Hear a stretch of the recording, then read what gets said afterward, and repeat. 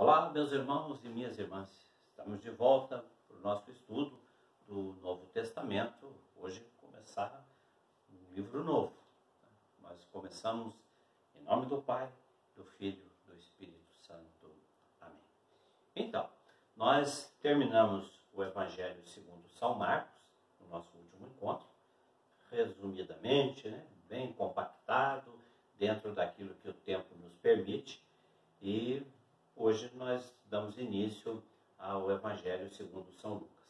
Lamentavelmente, toda essa situação tirou a possibilidade da gente fazer o estudo detalhado, aprofundado, como seria o desejo de todos e meu, sobretudo.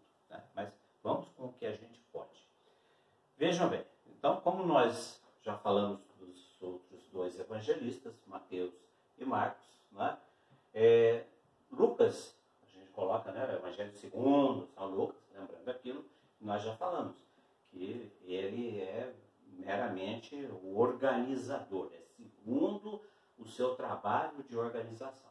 Não é o Evangelho de Lucas, não é o Evangelho que ele tenha redigido, escrito, elaborado. Ele organiza um conteúdo, como nós já vimos quando nós estudamos os evangelhos sinóticos, a partir do evangelho de Marcos, que tomou informações de Pedro. Então, é aquela sequência de organização, e cada um deles, os três sinóticos, Mateus, Marcos e Lucas, tem basicamente um conteúdo comum, organizado diferentemente por cada um, em função do objetivo a alcançar, em função dos destinatários, tá certo? Primeiramente, a iconografia, o estudo da imagem, os santinhos, os cromos que a gente encontra, e até mesmo as ilustrações nos livros, quando apresenta para nós Lucas,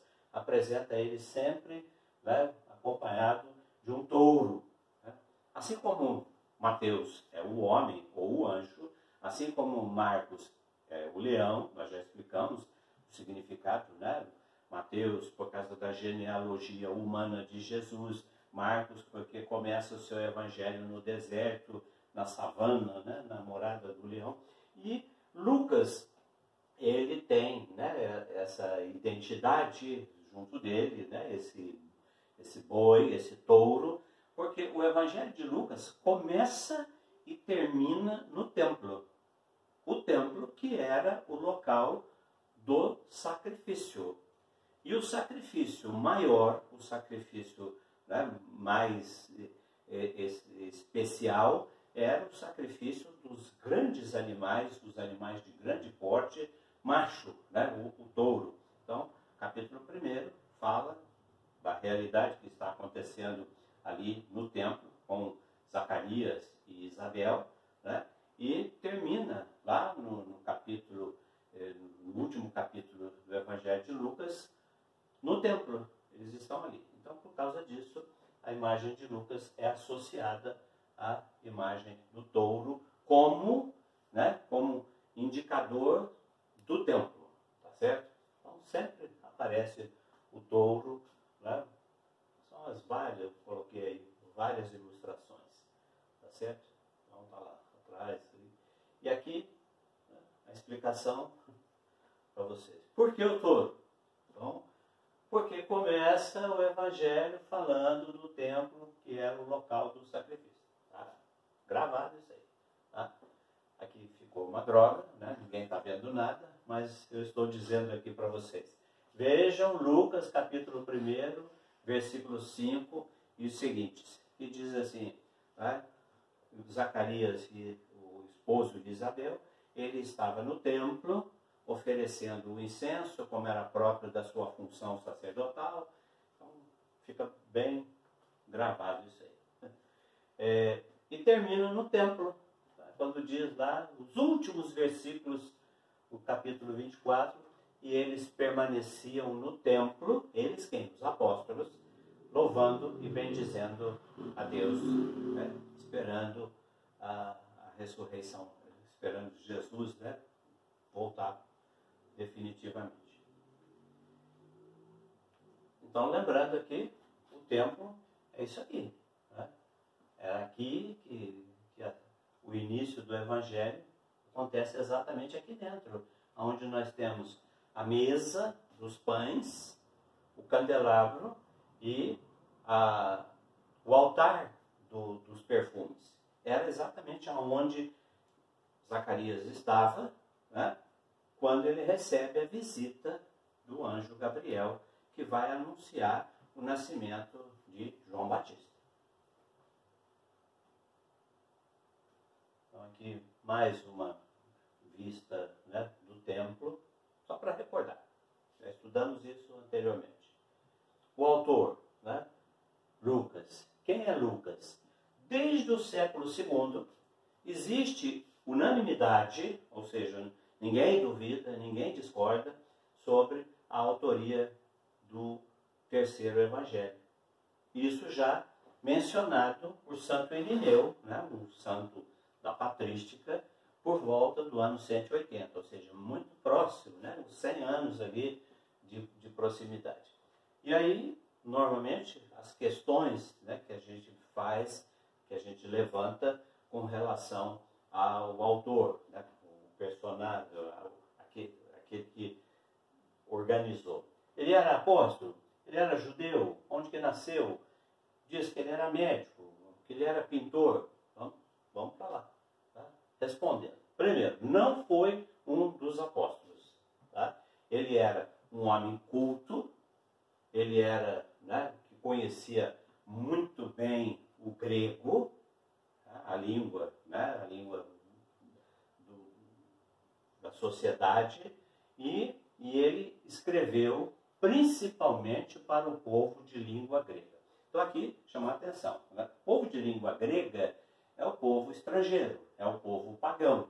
Então, tanto Lucas quanto Marcos escreveram para os não-judeus, para o povo de língua grega, o povo estrangeiro, que supostamente para o povo judeu seria um povo banido, um povo excluído da salvação.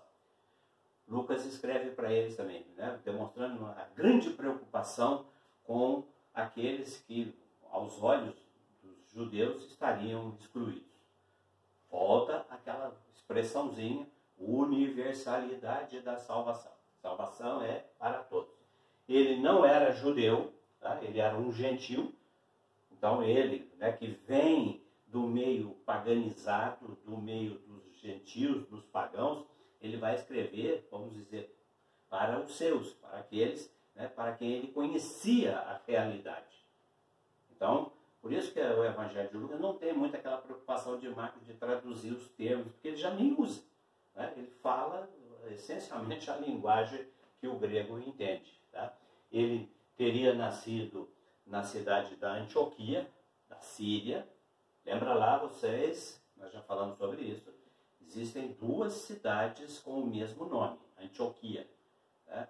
A Antioquia da Síria, que fica ao norte de Israel, uma cidade litorânea, e existe uma outra cidade chamada Antioquia da Pisídia, que fica no coração da Ásia Menor ali, onde hoje é a Turquia, né? Hoje, inclusive, essa cidade tem outro nome. Tá?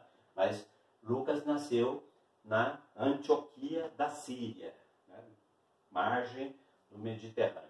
E ele se converteu ao cristianismo por volta do ano 40, tá certo? Já bem depois da morte de Jesus.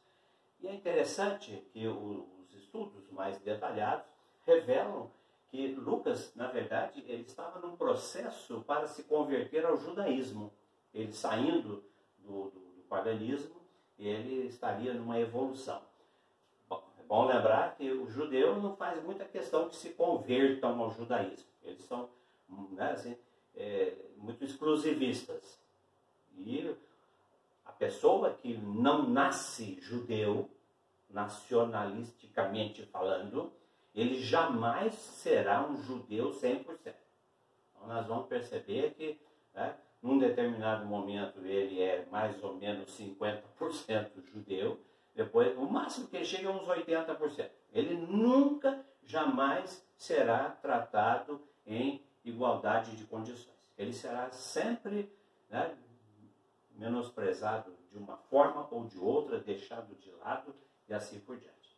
E Lucas estava nesse processo quando ele se encantou com a revelação do Evangelho e aí ele, né, enveredou no cristianismo. Ele fala muito do apelo da conversão, que ele viveu isso, ele estava, né, nesse processo de conversão. Então ele sabe, ele tem, né, essa percepção do que é necessário dizer para a pessoa que está passando por uma situação semelhante a dele. Ele veio das religiões pagãs, do mundo greco-romano, né? O mundo naquela época estava fortemente influenciado pela cultura mitológica da Grécia, de Roma, e, né, ele vai em outra direção, tá bom? Então aqui, né, aqui nós temos Jerusalém, aqui nessa mancha aqui, onde eu estou apontando, e aqui está a Antioquia da Síria, bem próximo do litoral do Mar Mediterrâneo. E aqui, onde tem a Galácia, né, a região da Galácia, nós temos a Antioquia da Pisídia. É comum se confundir com essas duas localidades, mas a história de Lucas está aqui, né, aqui na Síria. Um território pagão, tá? Olha lá, a seta. Ainda sobre o autor, tá? Nós vimos lá atrás que existe unanimidade de que foi ele que escreveu. Agora, existem algumas tradições. Tradição não se trata exatamente de uma verdade inquestionável. São suposições. A primeira delas, que Lucas era médico. Essa posição, o texto do Evangelho nos permite assim, concordar com essa possibilidade, com essa grande possibilidade de ele ter sido um médico. Porque no texto dele, algumas referências são específicas, digamos, da medicina daquela época. Veja você que Lucas não fez faculdade de medicina, ele não fez a USP, nada. Ele era médico, assim como Tiradentes no Brasil fazia os curandeirismos dele lá. Então, Lucas, né, ele faz referências a doenças que os outros evangelistas não fazem. Mateus fala, Marcos fala da agonia de Jesus no horto. Só Lucas fala que Jesus suou sangue. E isso, analisado cientificamente, né, traz para nós esse acontecimento aqui chamado de hematidrose, né, que significa o seguinte: os vasos capilares que estão à flor da pele, quando a pessoa é submetida a uma forte tensão, uma adrenalina, isso se dilata e existe a possibilidade do sangue transpor a pele e migrar para a superfície como suor. Foi o que aconteceu com Jesus. Marcos não sabia disso, Mateus, Lucas sabia. Então, isso aqui está em dicionários e livros de medicina, esse fenômeno perfeitamente possível, que só alguém que tivesse uma mínima noção da medicina podia saber. Ele abranda o juízo pessimista de Marcos sobre os médicos. Isso significa dizer o seguinte, né, que no episódio da hemorroísa, aquela mulher que sofreu por um fluxo de sangue durante 12 anos, né, Marcos fala de maneira meio pejorativa. Ele fala que os médicos não resolveram nada e acabaram com as economias dela. Tá? Não é muito diferente do que acontece hoje em dia. Tá? Mas ele, por ser médico, ele vai dar uma suavizada, ele vai falar a mesma coisa com mais moderação, com mais delicadeza. Marcos deu uma esculhambada nos médicos. Depois, outra coisa também que surge, que pode comprovar que Lucas era médico, sintomas dos enfermos. Por exemplo, Marcos, quando fala da febre da sogra de Pedro, ele fala, ela estava com febre. Né? Mateus, mesma coisa. Lucas, quando fala, ele fala, ela estava com febre alta. Ou seja, ele é específico, não era uma febrinha. É febre de Covid. Tá? Fala do endemoniado de Gerazeno. fala do epilético. Então são situações de enfermidade que ele relata com propriedade, com mais, né, assim, detalhes pormenores, diferentemente dos outros, né, evangelistas. E também mostra Jesus como o médico divino. Só ele relata a restituição, a recomposição da orelha de Malco, né? Aquele soldado que foi prender Jesus lá no horto, que Pedro decepou a orelha dele, né? Jesus, tocado pela sua misericórdia e manifestando também o seu poder de cura, ele vai, né, recompor, ele vai restituir a orelha desse elemento. Então, vejam vocês, né, nós temos aqui 4, né, indícios fortes de que ele era médico, né? Isso segundo os estudiosos. Também diz o seguinte, né, uma outra possibilidade, uma tradição, que lendas do século III, que ele teria sido um dos 72 discípulos, quando Jesus mandou primeiro aquela leva de 70 e pouco, que ele era um deles. Não tem, a Bíblia não fala nominalmente que ele foi ou deixou de ir, né? Mas a tradição com T minúsculo, né? A tradição do povo, a tradição das culturas, das comunidades, não a tradição que embasa o magistério da igreja. Tá? E também que ele, né, seria o outro caminhante daquele episódio dos discípulos de Emaús. Finalzinho, né, do dia, aqueles 2 homens caminhando em direção à sua aldeia chamada Emaús, né? E ali estavam eles, um deles se chamava Cleófas, isso é mencionado na Bíblia, o outro não tem nome e supostamente, com muitos argumentos, né, assim, de possibilidade, que o outro seria o nosso amigo Lucas, certo? Outra coisa também, né, para mostrar que ele era estrangeiro, que ele não conhecia bem a geografia da Palestina. Nós vamos falar disso novamente. E ele, em vários momentos, quando ele vai falar de Palestina, ele chama tudo de Judéia. Nós já estudamos aqui a geografia, né? Galiléia, Samaria, Judéia. Ele estava lá em cima, no norte, na Galiléia, não, porque aqui na Judéia, né? Ele estava lá, então vamos para a Judéia.